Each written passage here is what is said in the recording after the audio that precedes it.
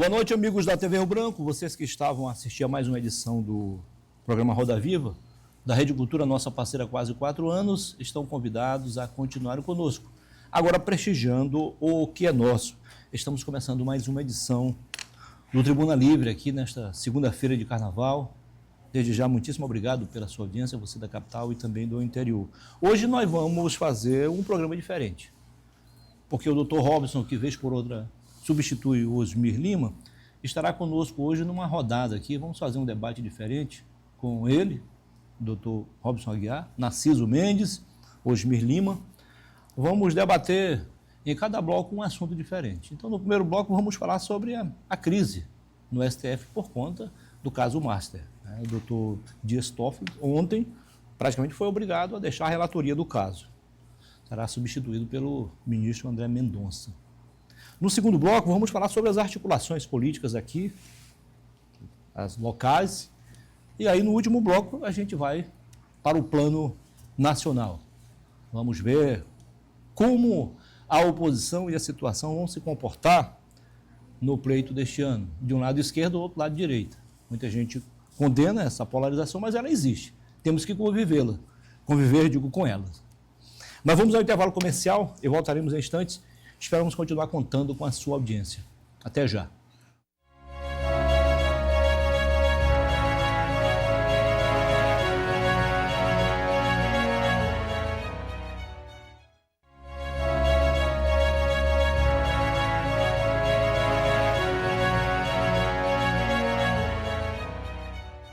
Ok, estamos de volta, começando para valer mais uma edição do Tribuna Livre, aqui na sua TV Rio Branco, canal 8.1 Rede Cultura.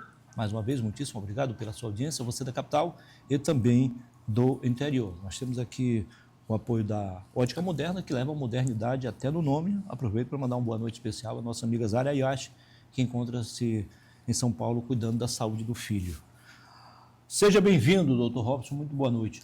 Boa noite, Muniz, muito obrigado. É uma honra, pela primeira vez, estar participando do Tribuna Livre, com duas personalidades, para mim, reputo de um gabarito extraordinário, imenso. Uma honra estar aqui com vocês. Boa noite, Osmir Lima. Boa noite, Rob. Boa noite, doutor Narciso Mendes. Estou à sua disposição. Hoje nós vamos fazer diferente, não vai ter nem perguntas e respostas aqui não, vai ter comentários. Então vocês que gostam, então aproveitem que hoje tem prato cheio. Você colocou, lembrando que o tema inicial... colocou como ponto de pauta número Isso, 1 a crise no STF. Começa, Nancy. Isso. Bom, ainda bem que este lenga-lenga sobre a falência do Banco Master parece que pegou o caminho acertado. Até porque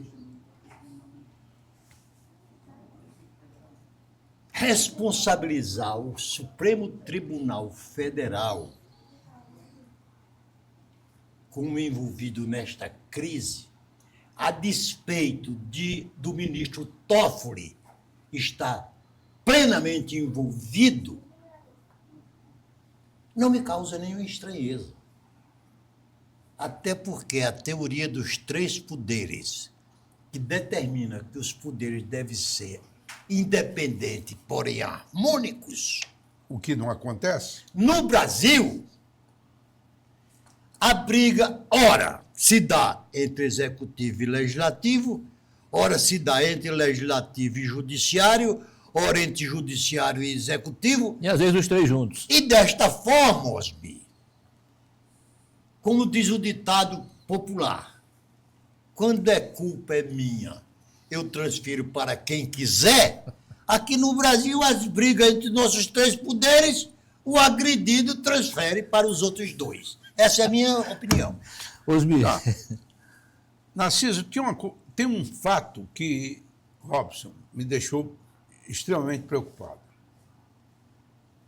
Se o ministro Toffoli fosse um homem de bom senso,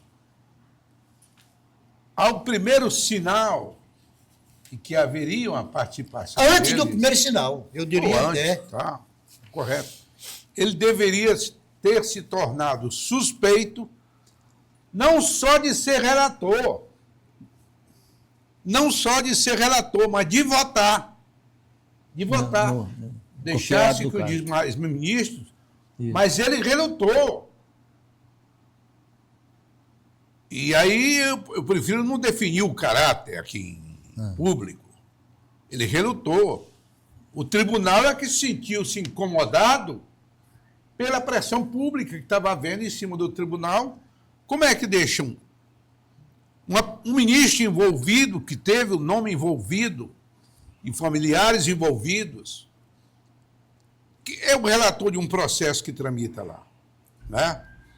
Então, em hora acertada, os ministros substituíram por outro ministro que não participa. Eu acho que foi uma decisão plenamente correta. Legal. E acertada. Doutor Robson, nós vamos explorar 2 pontos aqui contigo. Narciso e Osmi certamente vão participar também e emitirem opinião. 2 pontos que nos chamam a atenção e nos causam preocupação. O primeiro é que, como o doutor Dias Toffoli saiu da relatoria, amanhã ou depois, o advogado de qualquer um dos envolvidos pode argumentar que os atos dele têm que ser nulos de pleno direito. Como evitar que isso aconteça? Eu acho que o novo ministro tem que começar do zero, para evitar qualquer tipo de reação negativa sobre o caso. O outro ponto que nos chama a atenção também é que o pedido foi feito pela Polícia Federal e, na verdade, deveria ser, pela lógica, pelo nosso ordenamento jurídico, pela Procuradoria-Geral da República. Eles podem até argumentar que o procurador foi omisso. Mas aí, nesse caso, dá o direito à Polícia Federal a fazer algo que, de fato, tem que ser da Procuradoria? Ok. Mais uma vez, eu fico honrado por estar aqui, conversando com duas grandes personalidades e que, na minha faculdade, formei em Direito, em Teologia, mas eu me especializei em Direito Constitucional. Eu passei a amar a Constituição e a estudar a Constituição na sua plenitude. Então, eu tenho um carinho, um amor pela Constituição imenso. E saber que o Osmi e Narciso foram constituintes, para mim é uma honra muito grande saber que eles trouxeram para a sociedade uma carta da República plena e válida e perfeitamente estabelecida. Eu não sou adepto de emendas na Constituição, porque você acaba alijando ela e tirando a força dos constituintes. E a nossa Constituição, ela é perfeita, perfeita. Parabéns, doutor Osmi, doutor Narciso, a nossa Constituição é perfeita. O problema é que na interpretação que é dado a ela, é que começam esses desarranjos que vocês começam a se revirar e até enojar o que tem acontecido com a nossa Constituição. Mas ela é perfeita, Muniz. Já adianto para você, telespectador. A nossa Constituição Federal, ela é invejável por todos os países. Mas tem gente que pensa diferente. Tanto é que já a própria Constituição previu a chamada revisão constitucional 5 anos depois. Em 93 já era para ter sido revisada. Mas na revisão tapou-se todas as arestas. A nossa Constituição, ela é invejável. Ela é invejável. Ela é perfeita. Eu que estudei e sou especialista em Direito Constitucional, digo para todos, ela é perfeita. Por isso a minha alegria de estar aqui com 2 constituintes, porque fizeram uma carta perfeita. O problema é na interpretação que ficam dando a ela. É arranjo e mais arranjo que vão fazendo nela, e aí deixa de ser a carta normativa para ser uma carta qualquer, como dizia Fernando La Salle. Perde a força normativa. Mas permite uma parte aí, claro. Rápido. Ela foi humilde, porque ela disse o que o Muniz acaba de afirmar. Daqui a 5 anos, me revisem.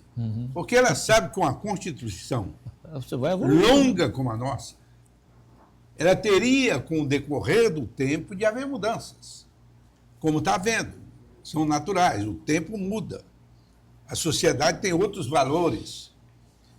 Então, nesse particular, nós, sob a liderança do Dr. Ulisses, sentimos que, por ela ser longa demais, e essa longevidade vem de que o doutor Ulisses colocou na cabeça que essa Constituição deveria ir para cada brasileiro para saber os seus direitos e deveres, o que acabou não acontecendo por uma ação do Ministério Público.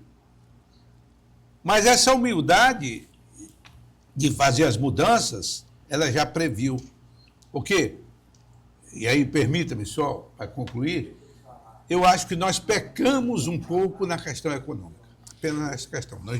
As garantias de direitos fundamentais está correto. Tá perfeito.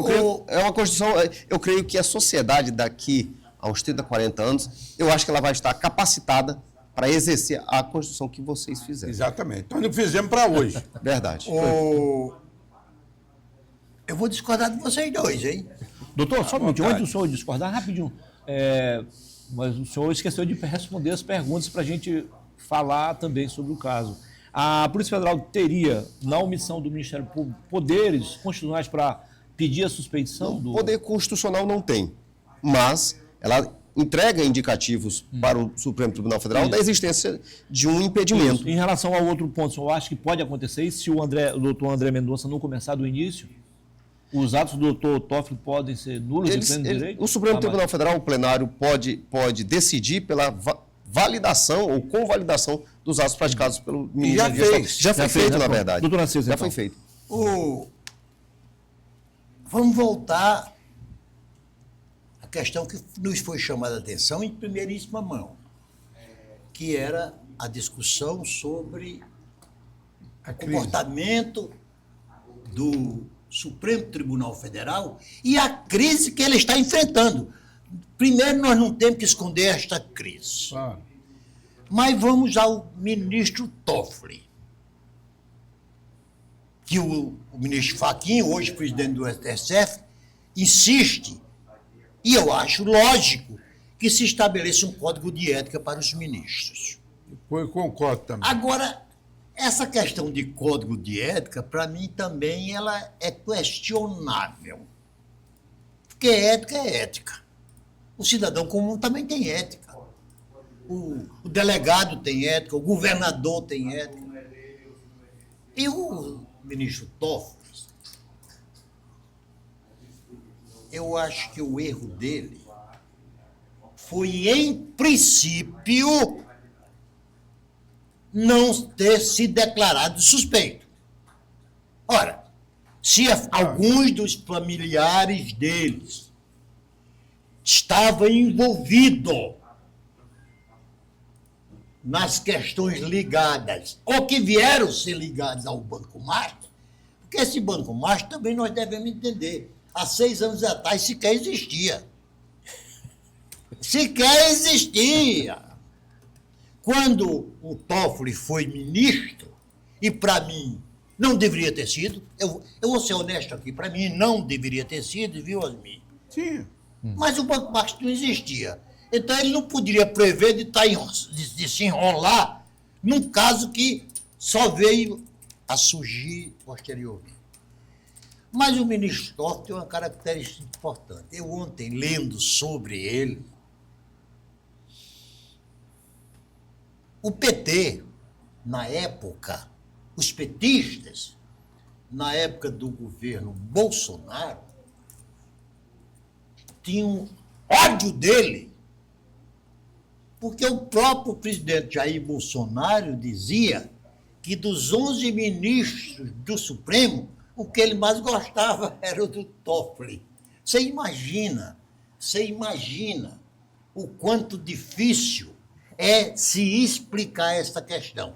Então, sobre o ministro Toffoli, eu acho que o grande erro dele não foi ter concordado ultimamente em se afastar da relatoria. Foi para que isto viesse a acontecer, tivesse que ser orientado pela maioria do próprio Supremo. Mas eu vou fazer uma pergunta para o Robson, ainda dentro desse tema. Não é só o Toffoli que está envolvido, não. Verdade. Alexandre de Moraes. E aí eu vou fazer uma pergunta, eu não sei se é indiscreta. Você já ouviu falar, aqui no Brasil, no exterior não sei, de um escritório de advocacia que tenha feito um contrato com seu cliente no valor de 129 milhões de reais? Nunca, doutor Osmir, nunca. Não existe. Nunca ouviu falar? Não.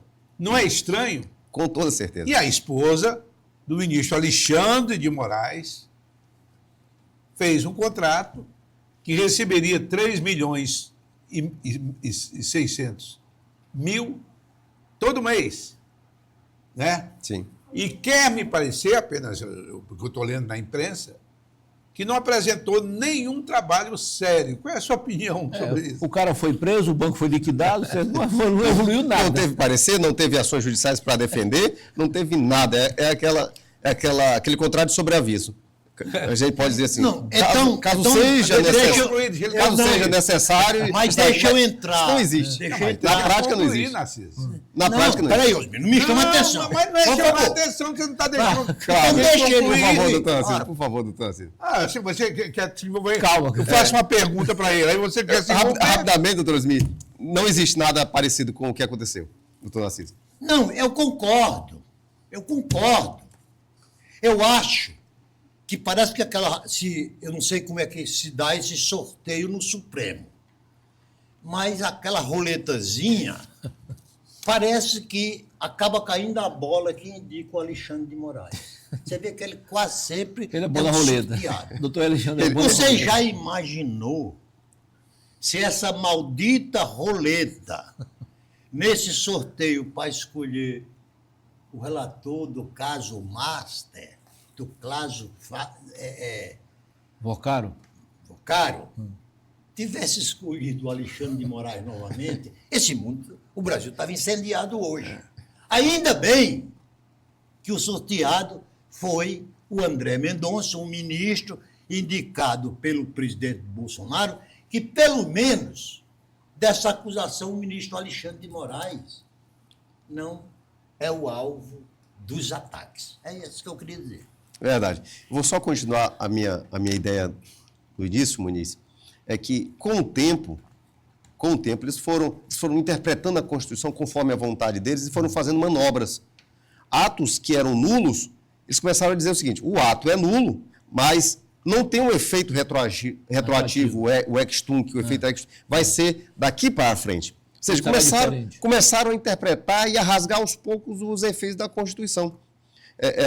O ato é nulo, o ato é errado, deveria, pela regra, ser tirado do ordenamento jurídico, dar a ele um efeito retroativo para retroagir e consertar o que foi feito ao longo do tempo. Mas começaram a dizer, é errado, mas vai continuar valendo daqui para frente. Como a gente falava, eu dava aula de direito constitucional, a gente brincava da seguinte forma, ex daqui a pouquinho, nunc. Ou seja, o ato é nulo, mas ele não vai sair do ordenamento jurídico, vai continuar a permanecer no ordenamento jurídico e só vai ter efeito para frente, quando a regra era do efeito ex-tunc. Por que eu estou dizendo isso?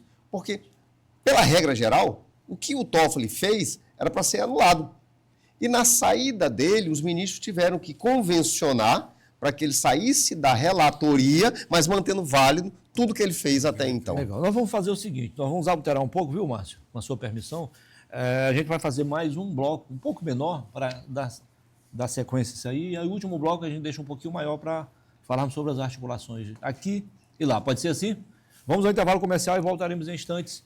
Esperamos continuar contando com a sua audiência. Até já.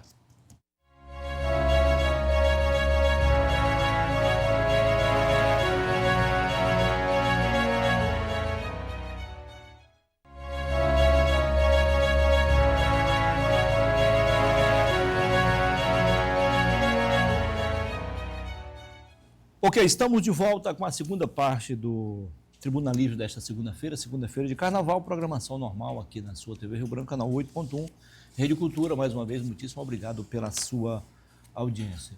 Dr. Robson, Narciso e Osmir. Pressionado pela mídia e pelos próprios colegas, o Dr. Dias Toffoli admitiu ser sócio da empresa que administra um resort de luxo lá no Paraná e faz negócios com o cunhado de Vocaro. Ou seja, o Vocaro aparece em quase todas, ele está em todas aí, ou ele, o cunhado, ou alguém ligado a ele. E mais ainda, ontem, ao tomar conhecimento da recomendação da Polícia Militar, da Polícia Federal, para que ele se retirasse da relatoria, ele rebateu, por isso que muita gente acha que não foi por livre e espontânea vontade, sim livre e espontânea pressão. Ele rebateu ponto a ponto a nota da Polícia Federal e, em outras palavras, ele quis dizer que outros ministros também, não disse assim textualmente, mas outros ministros também se envolveram e nem por isso foram convidados a se retirar. Aí lê-se Alexandre de Moraes, Gilmar Mendes e outros membros aí. Quem começa aí? Fique à vontade. Não, eu queria fazer só ainda dentro desse tema, crise no STF. Eu, desde o início aqui, que nós começamos a debater sobre o Supremo aqui, eu, Narciso e convidados, eu tenho feito crises ou tenho feito constantes críticas ao Supremo. Constante. Pela violação também constante da própria Constituição. Eu vou dar um exemplo para você. E aqui, qualquer dia desse, eu vou anotar todas as violações, mas aí só eu falaria. Narciso ia ter direito. Assim, Osmir, ainda sobre o fogo cruzado, ele requisitou todas as provas da Polícia Federal para ele. Ou seja, preparar a linha de defesa. Não, inclusive todos os telefones, Sim, celulares. toda a conversa. É o seguinte, o que me deixou com certa perplexidade eu diria, não é fraqueza, a falta da Câmara e do Senado de agirem como deveriam agir. Enfraquecidos, desmoralizados, né? Com exceções, com as exceções naturais. Eu vou dar um exemplo. O deputado Ramagem, que é deputado e é da Polícia Federal, ele estava respondendo um processo dessa golpe de Estado, esse, entre aspas, golpe de Estado. E pela Constituição, tanto o Senado como a Câmara pode sustar o processo. Por exemplo, no caso do Ramagem, a Câmara poderia sustar. E foi colocado em votação. 315 deputados votaram a favor de sustar o processo.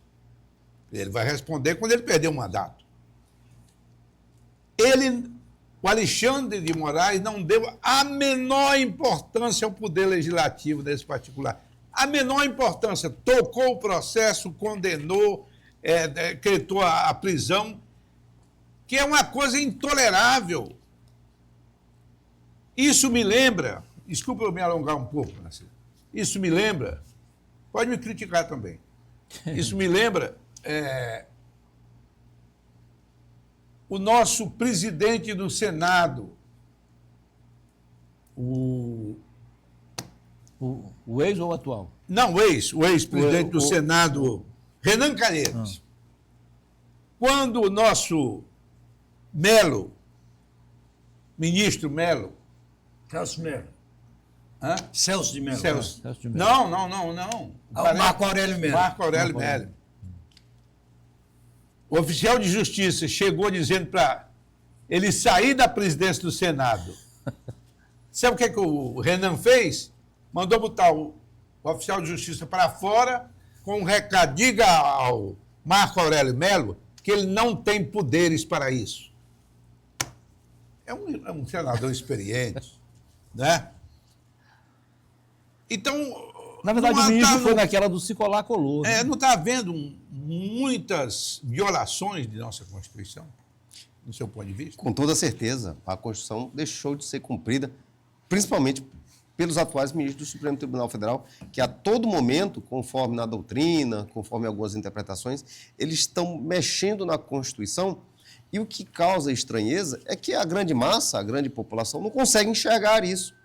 Sob o ponto de vista de algum doutrinador da Europa, isso é aquilo, porque os votos são bem fundamentados, eles tentam passar uma segurança jurídica que os atos que eles estão praticando são legais e jurídicos, quando, na verdade, eles estão com um pretexto para desvirtuar todo um cenário jurídico que já foi colocado. Vocês desenharam a Constituição, como já disse e repito, perfeita para ser aplicada para um Brasil que hoje não consegue viver essa Constituição que vocês adotaram. Ela dá ao Congresso Nacional a autonomia para reger o nosso Estado. Mas, e aí vem uma questão na prática, o Congresso Nacional não consegue se viabilizar a praticamente nada, o Supremo Tribunal Federal tem tomado as rédeas e feito da forma dele. questão de aborto, ele julgou. Tanto é que o advogado na época era o ministro Roberto Barroso, a ADPF do anencéfalo, porque o Congresso Nacional tem projetos que estão parados há muitos anos. O Código Civil de 2002, que foi aprovado, o anteprojeto é de 1970. Ficou 30 anos no Congresso para ser aprovado o novo Código Civil, que já entrou velho. A gente brincava na faculdade, eu falava para os alunos de Direito, que o atual Código Civil de 2002 está perfeito, está bom, mas ele já nasceu velho, porque o anteprojeto é de 1970. Eu não sei por quê, e aí vocês dão aula sobre isso, que o Congresso não é, o puxador da ética, o puxador das diretrizes para a nossa sociedade brasileira, deixando com que o Supremo Tribunal Federal, que deveria ser não um órgão da mesma estrutura, mas um pouquinho mais abaixo, sem tirar a independência, mas um pouquinho mais abaixo, ser apenas o guardião daquilo que vocês, deputados, estão legislando e estão dizendo. Mas pela omissão do próprio Legislativo, é que o Supremo Tribunal Federal, especialmente pelo Alexandre de Moraes, viu um campo aberto, um vácuo, e começou a se embrenhar por ele, e o próprio Congresso não está mais conseguindo parar. Está tentando fazer conchavos com ele, que não está tendo nenhum resultado. Rapidinho, Osmir e Narciso, vocês que são constitucionais, foram ao descumprir uma determinação do Supremo, à época, o presidente do Senado também não atentou contra a Constituição? Sim ou não? Não, ele não tinha o poder para tirar o presidente. Ele só argumentou que ele não tinha poderes. Né? Ô, Muniz, esse tema foi trazido para debate, que é a interferência dos poderes uns nos outros, numa hora, eu não sei se necessária ou se desnecessária, mas num momento em que o Brasil está polarizado e de forma radical. Eu não encontro, não no povão, porque o povão, quando vai para a mesa de um bar, conversa asneira, que até ele mesmo, depois de sair da mesa, diz, rapaz, eu não devia ter dito aquilo. Não tem um petista graduado, dos graduados, e um lulista os bolsonaristas dos graduados, que um aplauda a decisão do outro, ainda que esteja correta. Ainda que. O lulista está sempre preparado para rebater o bolsonarista e o bolsonarista para rebater o lulista. E a razão é deixada ao lado. O que acontece sobre o exemplo que vocês acabaram de dar aqui, que o Supremo desfaz algumas determinações tomadas pelo Poder Executivo e pelo Poder Legislativo, o Supremo é, por natureza, um poder inerte. Pode ver o circo pegando fogo e ele não faz o papel de bombeiro. Agora, se for chamado, ele é obrigado a participar. O que tem acontecido com o nosso Supremo Tribunal não é que ele... E eu defendo o Supremo. Eu, particularmente, defendo porque é uma peça necessária no triunvirato de Montesquieu. O partido. E ao Poder Legislativo cabe a difícil missão, a delicada missão de ser o último árbitro, de arbitrar os conflitos. E na hora que ele arbitra a favor de um ou contra o outro, desagrada um e desagrada o outro. Então, o que é que acontece? É o seguinte, o nosso Supremo Tribunal, na pessoa do Alexandre de Moraes, especificamente, em segundo lugar do Gilmar Mendes e de vez em quando do Flávio Dino, as suas definições muitas vezes são tidas como exclusivamente política. E isso é o que tem trazido esta confusão que ronda e que, se não for contida, o prejudicado vai ser o nosso próprio sistema democrático. Por quê? E o Supremo Tribunal tem o poder de errar, de acertar e de errar por último. Eu não estou dizendo que todas as decisões do Supremo são certas. Algumas são erradas. Mas decididas, tomadas, decididas terão que ser obedecidas. Narciso, eu acho que você defende a instituição como eu defendo. A instituição Supremo Tribunal Federal. Essa eu acho que todos nós devemos defendê-la pelo aspecto democrático Sim. do país. Agora, é bem diferente defender o Supremo por algumas ações de alguns ministros que não honram a toga que vestem. Ou seja, defender o Supremo não é passar pano para ministro. Não. Tá certo. Verdade. Eu devo dizer que, e aqui não tem nada de partidarismo, você sabe que inúmeras vezes eu defendi aqui aquele processo contra o Lula, que eu achava que não fora adequado, que o Moro exagerava. Então, aqui não há partidarismo, nem vontade de apoiar A ou B. É o cumprimento da lei. É o cumprimento da lei.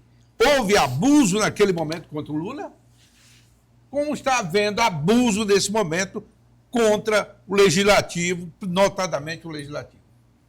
Agora, a instituição Supremo é uma instituição que deve sim ser respeitada. Tem uma entrevista da senadora Damares que ela pede perdão para o PT. Ela foi criticada Em relação ao Alexandre de Moraes. Porque quando o Alexandre de Moraes estava na sabatina para ser ministro, o PT não queria. Porque sabia que, no mérito, ele não tinha qualificação para estar no Supremo Tribunal Federal. É verdade isso. Mas aí é aquilo que o doutor Narciso falou. Se você defende uma ideia do PT que é razoável, você já é petista e você não quer ter aquela ligação. Se é alguém da direita ligado aos Bolsonaro, o petista já não quer reconhecer aquela ideia porque vão pensar que já mudou de lado. E a razão é a última, a que está sendo realmente tendo um sofrimento e está padecendo no nosso Brasil. A razão, doutor Narciso, como o senhor bem falou, é aquela, se fosse um ser, é aquele ser que está muito machucado e precisando de um amparo, de um carinho, seja da esquerda e seja da direita. Porque a razão, ela segue por ela mesma. Tanto do lado da esquerda, consegue enxergar um pouco de razão, quanto do lado da direita também.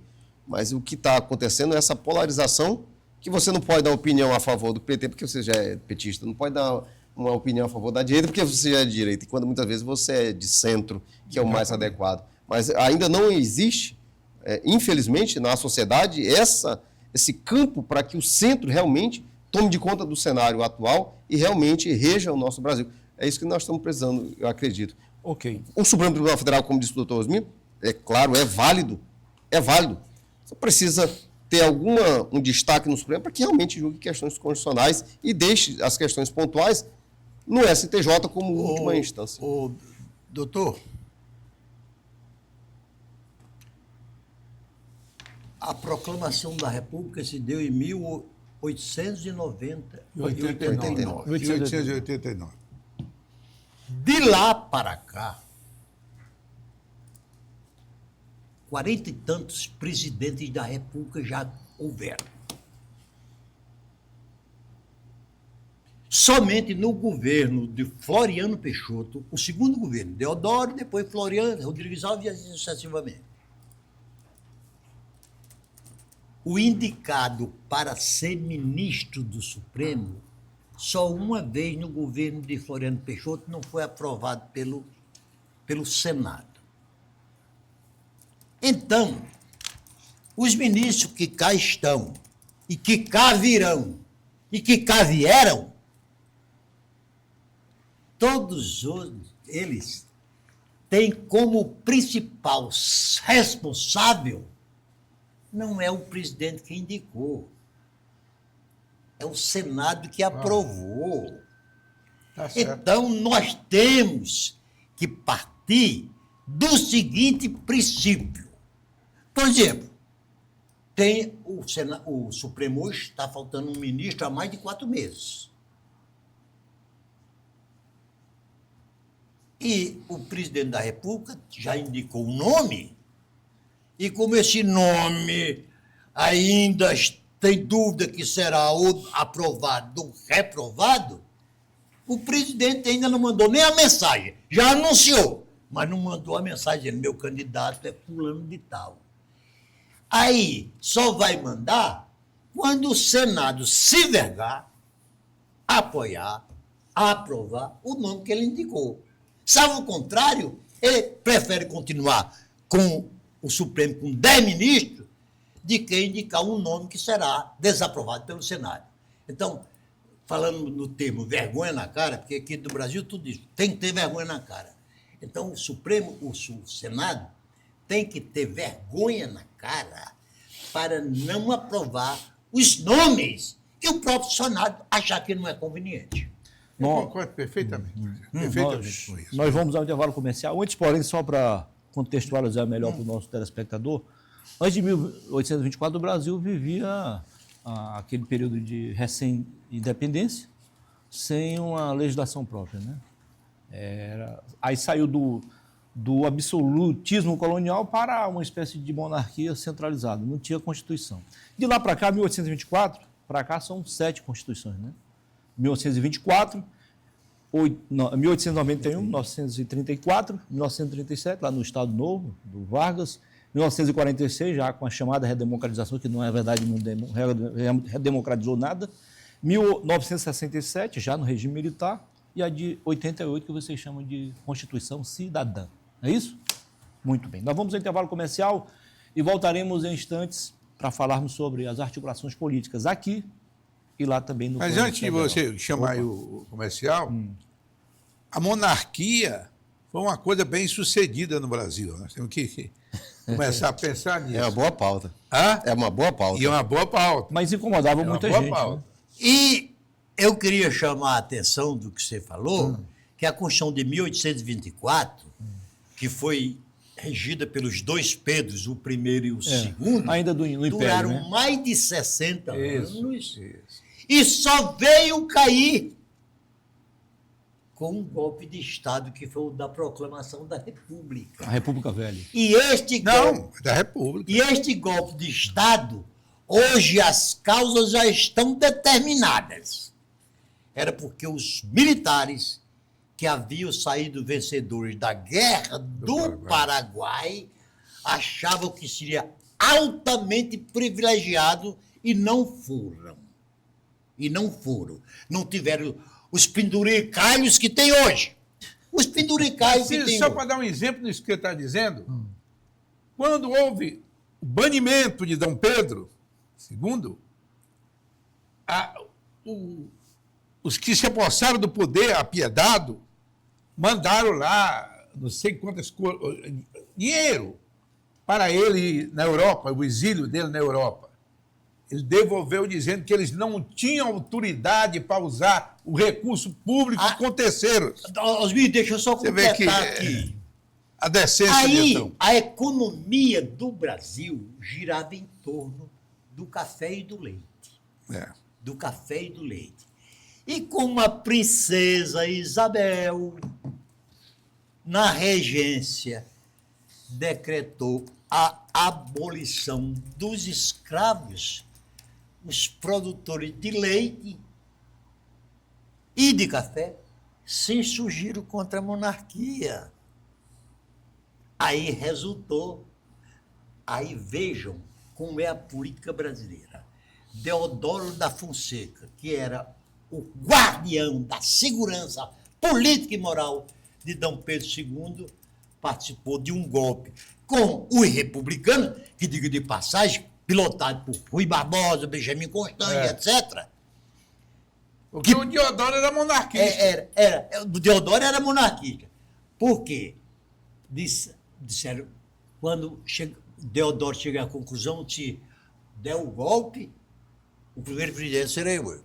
Aí apoiou o golpe. Então, falta na nossa República, falta patriotismo, falta brasilidade desde o seu nascimento.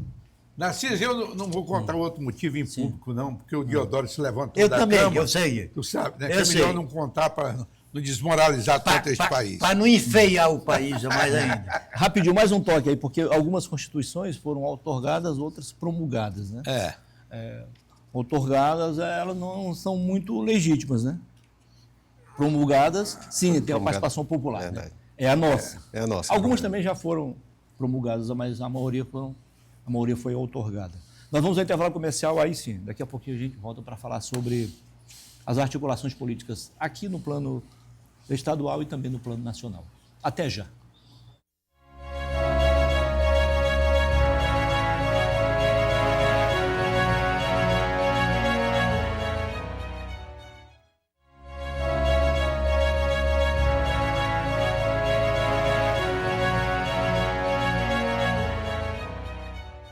Ok, estamos de volta com a terceira e última parte do Tribuna Livre desta segunda-feira de carnaval. Mais uma vez, muitíssimo obrigado pela sua audiência, você da capital e também no interior. Lembrando que o nosso conteúdo está à sua disposição no nosso portal, o riobranco.net, e também no nosso canal no YouTube, TV Rio Branco 8.1. Se você esqueceu aí, basta dar um Google aí ou qualquer outro site de busca, digitar TV Rio Branco 8.1 e você vai ter acesso a toda a nossa programação. No portal riobranco.net, além da nossa programação, você tem também as notícias locais, nacionais e internacionais, tem os artigos do Dr. Narciso, que agora também é articulista, agora desde o ano passado do portal AC 24 Horas, tem a minha coluna também, Panorama Político, e também outros articulistas em nível local e também nacional, ok? Portal Rio Branco, portal oficial da sua TV Rio Branco, canal 8.1. Se você ligou seu televisor agora, muito obrigado pela audiência. Estamos aqui a falarmos sobre a crise no Supremo, envolvendo o caso Master, em 2 blocos, com o Dr. Robson Aguiar, Narciso Mendes e Osmir Lima. E agora vamos falar sobre as articulações locais e também nacionais. Osmir Lima, você está olhando muito para mim, então comece. Como é que você está vendo aí? Nós temos 4 candidaturas postas aí, devem aparecer. Aliás, apareceu a 5ª, o doutor Luizinho é candidato também. Quem é, Luizinho? Pré-candidato. Esteve conosco aqui no ano passado. Porque eu não sei se é a idade, o resto eu não me Pelo lembro. antigo PTC. PTC? PTC, o antigo PTC. Está lembrado? Eu tô. Então, memória temos o de nada, doutor Luizinho, temos o doutor Tordantas, os partidos que Mas eu gostaria de restaram da Frente Popular. iniciasse com o Narciso. Tá bom, vamos começar então. Aí temos a vice-governadora, que muito provavelmente disputará a reeleição, que vai assumir no lugar do governador Gladys Camelim. Então, a vice-governadora Maísa Assis deve assumir e disputar a reeleição. E ainda a pré-candidatura do senador Alan Rick, e pelo Partido Republicano, e a do prefeito de Rio Branco, Tião Bucalon, pelo PL, se é que está com um problema interno aí. O doutor Osmir, o doutor Narciso. Olha, se a gente comparar a temperatura, pressão que está acontecendo na política do nosso Estado, eu gostaria que ela continuasse assim até o dia das eleições. Com todos esses candidatos? Não, o clima. Se bem que deu uma esquentadinha essa semana, né, doutor? Hein? Mas deu uma esquentadinha, de leve deu uma Sim, esquentadinha. Foi? então, eu até escrevi um desses meus artigos que eu escrevo, eu passei a dizer que as coisas começaram a se encrencar. Isso. Gente, o antigo PTC é o AGI 36. Então, o que acontece é o seguinte, os candidatos Maísa, Alan Rick e Tião Bucalon, para além dos outros 2, aparecerem como os 3 que estão disputando as 2 vagas do segundo turno. Isso. Esta é a minha impressão. E, em relação às candidaturas ao Senado, aí me parece que a briga vai ser feia. Até porque tem-se como certo que não serão 2 vagas que estão em disputa, apenas Só uma. Porque uma já está em poder do carismático Gladys Cameli. Porque Gladys Cameli, para quem considera ele bom governo, tem que acrescentar e ótimo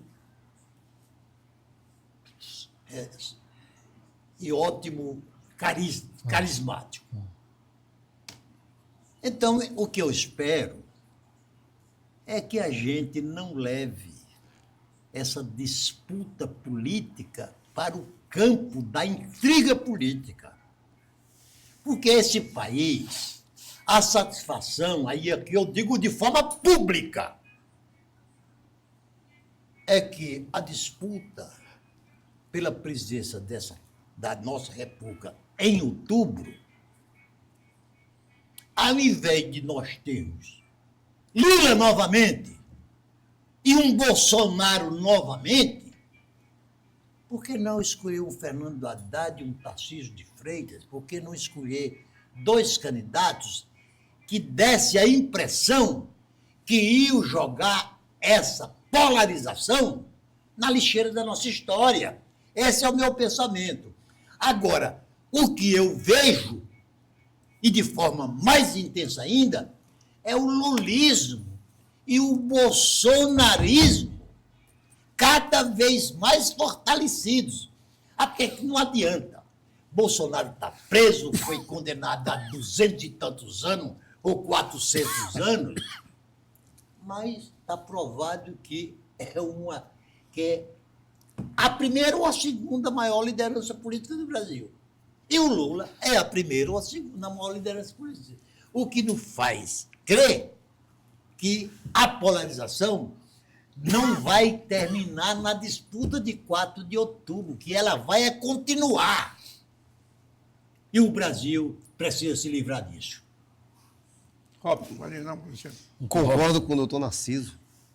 E já elevo o doutor Narciso para o plano mundial. Parece que o ser humano está muito tenso com relação, no plano internacional, o Trump invadindo a Venezuela, e agora mirando em Cuba e mirando em outras situações. Isso pode ser o prenúncio de uma possível terceira guerra mundial. O ser humano está muito tenso. E agora eu vou trazendo para o Brasil, que também está tenso, e a nossa também expectativa é que o Acre não fique tão tenso assim também. É que depois da eleição, as pessoas comemorem. Se foi esse ou foi aquele, tirem salvos, aquelas brincadeiras que eram na época de vocês. E não aquela coisa tensa de vida ou morte. Porque não é uma república, não é uma eleição que vai definir o final de uma vida como um todo, mas um momento. Então, a gente também estou nessa torcida, doutor Narciso, que a eleição daqui seja de paz, seja pacífica. Claro, não dá para ser 100%, que tem um ou outro arranho, mas não aquela questão de vida ou morte, de trincheira, doutor Osmi, de trincheira, porque quem vai ser prejudicado é o próprio Acre nessa história. Eu, pessoalmente, acho a situação nacional mais grave do que a estadual. Aí eu concordo com o Narciso. Sim, também. Nós deveríamos dar um tempo ao lulismo e ao bolsonarismo. Só que o Lula, na sua vaidade pessoal, não cria novas lideranças dentro do partido. No dia que ele partir, o PT fica sem um grande líder. Fica órfão. Órfão. Não é diferente da questão Bolsonaro que está se criando hoje também no país. Quando o Bolsonaro partir, nem os filhos dele vão substituí-lo, né? A liderança que ele criou. E isso é ruim. Eu acho que o Brasil hoje ele está precisando de alguém que pense no seu desenvolvimento. Eu não consigo entender, doutor Robson, como um país rico como o Brasil é um país rico, mas que não explora as suas riquezas, daí tantos miseráveis. Porque hoje a classe política, e nós já pertencemos a ela é diferente de outras instituições. São raros os parlamentares que pensam no Brasil. A grande maioria pensa na sua reeleição, assim que assume. E o que fazer para ser reeleito. O tema Brasil, seu desenvolvimento, suas mazelas, são temas que pode olhar a pauta do Congresso. São pautas muito mais de enfrentamentos políticos do que daquilo que nós precisamos, que é o desenvolvimento. O aumento de Bolsa Família, aumento de gás, Vale Gás, agora mudaram de nome. Gás do povo, gás para o povo. Tudo isso faz com que o país não tenha condições de montar uma infraestrutura decente para o seu desenvolvimento. Há necessidade para quem está passando fome? Sim. Mas é preferível que o Brasil caminhe mais para o desenvolvimento ou para superar e não aumentar o número de Bolsa Família que existe. Aqui no Estado, eu acho que a situação é mais amena. Por enquanto. Por enquanto, sim. Porque nós temos um candidato que lidera as pesquisas, que é o Alan Henrique, não podemos deixar de reconhecer isso, ele lidera as pesquisas, mas nós temos a candidata Maílza, que ainda não tomou o poder, vai ser governadora. E o poder governamental ainda é muito forte no Estado. É uma alavanca. Ah, sim, sem dúvida. Sem dúvida. Então, nós não sabemos ainda, está indefinido. Se alguém disser, eu estou eleito, não é verdade. Porque eu já vi, eu vou repetir, eu acho que pela 10ª vez, aqui, candidato com 60%, como foi o caso do Branquinho para governador, na eleição que eu fui candidato também a governador, e quando abre as urnas, ele está em último lugar. Essas coisas podem acontecer, não é? Então ninguém tem... Mas eu não vejo ainda um clima aqui, eu espero que continue, né? Verdade. Um clima de guerra entre os vários candidatos que nós temos disputando o governo do Estado. Ô, Muniz, falando em riqueza, o meu ídolo, o meu mito, o meu herói, para responder essa questão, já morreu. E todos os meus heróis já morreram. Porque se o cara estiver vivo, não será meu herói. Porque eu corro o risco de me decepcionar com ele mesmo. O segredo do Brasil é tirar da cabeça que o Brasil não é um país rico. O Brasil é o país do mundo, se não o primeiro, o segundo ou o terceiro lugar no máximo, que detém o maior volume de recursos. E de riqueza, só que não explorar. Não, aí... Vira sim, riqueza. Aí, Roberto, vai a frase do Roberto Campos. O que o Brasil precisa fazer é transformar recurso em riqueza. Exatamente. Verdade. Porque o que é que adianta se no quintal da minha casa tem uma jazida com 2 quilos de diamante? E eu não sei se existe. Eu sou proibido de furar o buraco. Eu sou. Quer dizer, então, o Brasil tem que... O Brasil já perdeu muitas oportunidades. O pau-brasil, que deu nome ao nosso país, foi extinto e não deixou nenhuma riqueza. A cana-de-açúcar, o café, o leite,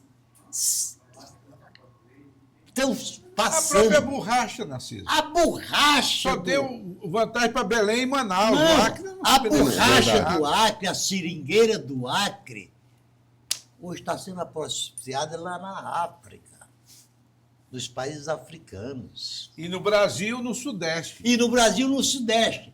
Então, nós não fazemos aí os que os mineiros. Eu estou falando em termos de riqueza. Os mineiros, perguntar para o mineiro, por que é que você nunca perdeu o trem? É porque eu cheguei na estação antes dele passar. Se o trem já se foi, ele não... Então, nós perdemos já grandes oportunidades de riqueza, estamos diante de muitas outras. O mundo inteiro hoje, a preocupação do mundo inteiro hoje é com as chamadas terras raras, elemento indispensável para a produção de produtos de alta tecnologia. E além da China, o Brasil é o segundo maior detentor de terras raras. E a Amazônia talvez seja o primeiro do Brasil. Porque na Amazônia ainda, nós não sabemos o que é que tem na Amazônia. Nós só sabemos das proibições que tem contra a sua exploração das riquezas naturais. Então, na política, eu nunca esqueço, e eu, oportunamente, eu não sei nem se o assunto cabia, o atual governador de Minas Gerais. Minas Gerais é um dos estados mais importantes do Brasil, populacionalmente, em recursos naturais, em riquezas reais. Em política é um estado pêndulo na linguagem americana, né, Osmir? Aí, filiado ao Partido Novo, Maior atual número de municípios. governador, o Zema,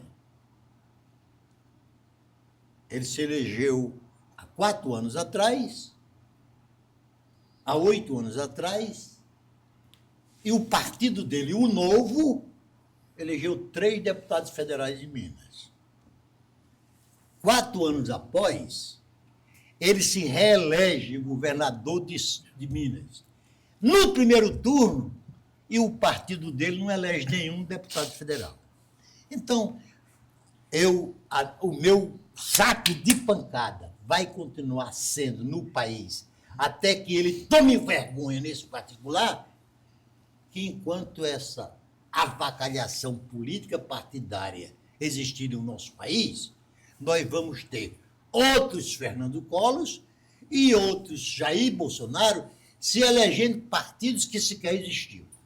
Verdade. Doutor Narciso, aproveite suas considerações finais. Não, era essa mesmo. Legal. Osmir. Não, foi uma satisfação debater. Com o Narciso já fizemos vários debates. Nós somos críticos um do outro em alguns Há uma polarização aí também? Não há. Não. Deixa eu explicar. É porque na Constituinte eu era considerado um direitona, E Osmir? um esquerdona. E agora eu fui para o centro e Osmir foi para a direitona. Foi, Osmir?